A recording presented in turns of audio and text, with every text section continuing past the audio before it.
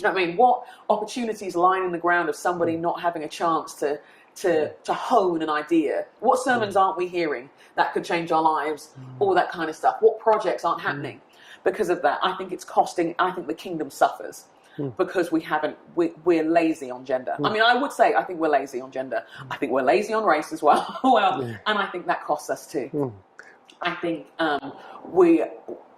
I remember being at a church a few weeks ago where there were 50 nations represented in the congregation and in the staff, and it flavoured the worship. And I thought, yeah, heaven is meant to look like this. And so often church doesn't look like this. And what is it costing us again when we're not engaging with the hard, painful work in whatever nation we're in, honestly, when it comes to race? When we're not acknowledging whose stories haven't we validated, and in invalidating their story, we've missed out some understanding of the Bible. We've missed out some understanding of theology that they would have brought to us. You know, that there's a contribution that every tribe and tongue has to make. And when we default, and sometimes it is a lazy default, to a particular bent that's comfortable and easy, we miss out. And it affects our community life, and it affects our mission life, and it affects our devotional life. Understanding that, you know, God loves both men and women, created both men and women. Jesus had woman leaders with him. You know, it was a woman who first went to visit the empty tomb. There are all these signs of how women have been at the beginning of the church, the growth of the church. So we need to allow women leadership, and I think that will help both the men and the women in the church. You know, if we get rid of women's leadership right now, I don't know how it is in Australia, but in the United States, there's more women in the church, more women membership than men. So we can't deter the women. They're going to find some other ways to express spirituality or religion. So we have to embrace what women have to offer, and we have different gifts than men. And hopefully that way we can start dismantling patriarchy. But for me, I used to work at another development organisation as their advisor on gender issues, and I was travelling and training internationally on that, and doing a piece of research that was later published in Zimbabwe. And after I conducted the interview, this woman took me into her home and into her hut.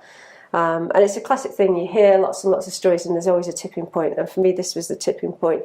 And she sat me down and she just disclosed all of this abuse that her Christian husband was perpetrating on her. Horrific stuff. And she said she'd gone to the pastor and he told her that she should pray more and that she should submit more and stop nagging him so much.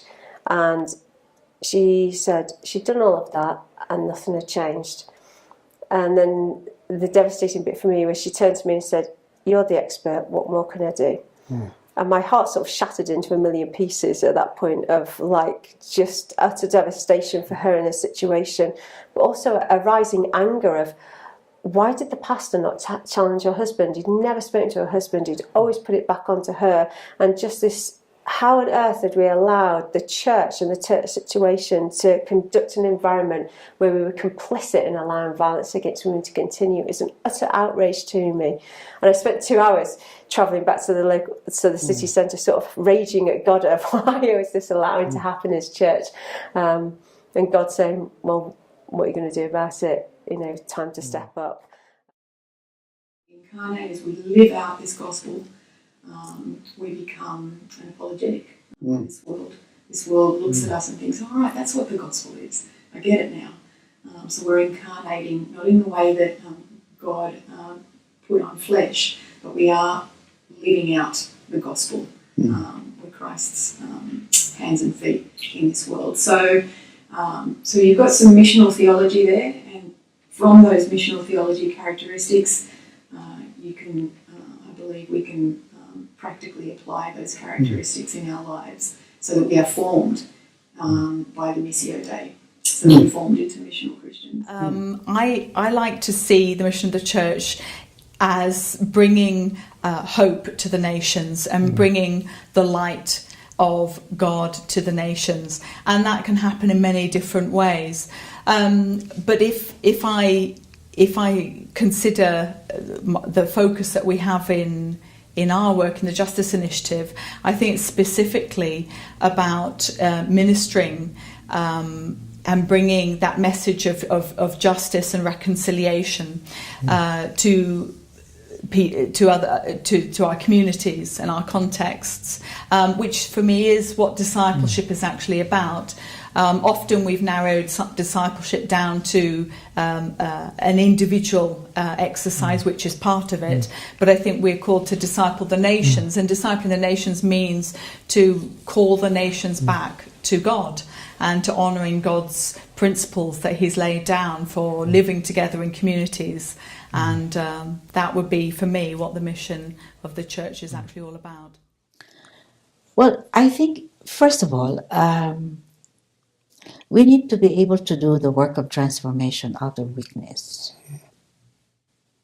That is the way of the cross.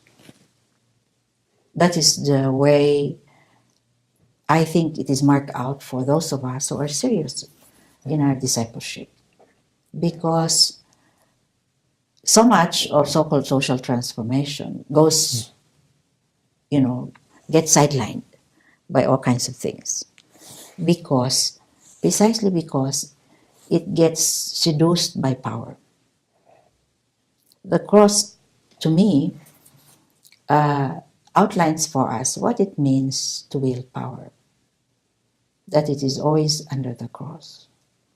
That we have to be prepared to serve out of weakness.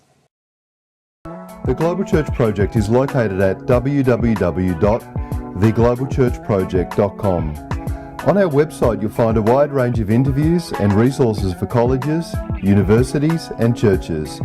I look forward to your company next time. From me, goodbye.